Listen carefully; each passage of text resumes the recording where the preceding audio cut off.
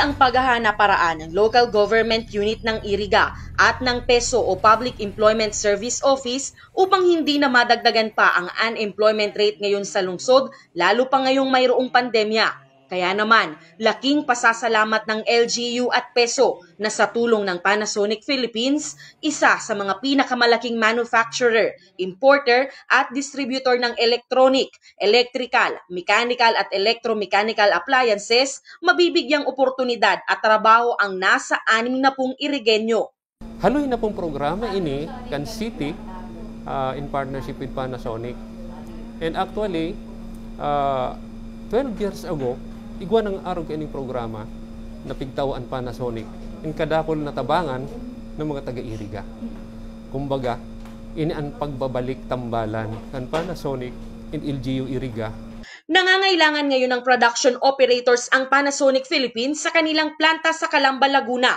70% ng kailangang empleyado ay mga babae. Bukas ito para sa 18 hanggang 28 anyos, high school graduate man o college level. And 30% mga lalaki.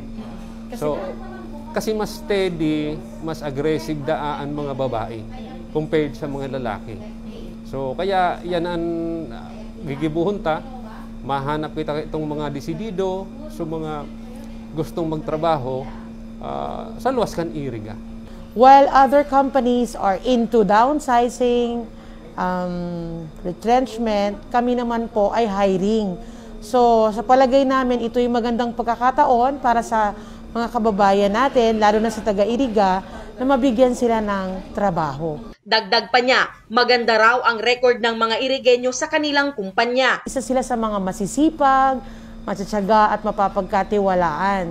So, hindi, unang pumasok sa isip ko talaga, ngayon kami ay may kailangan ng mga manggagawa. Iriga City agad yung pumasok sa isipan ko na puntahan. Kaya nandito ako sa Iriga ngayon at nagpapasalamat ako sa tulong ng ating butihing mayor. So, siyempre po, ang pasasalamat sa Panasonic Philippines sa padagos nilang pagtabang sa mga taga-Iriga na magkaigwanin oportunidad na magkaigwanin trabaho.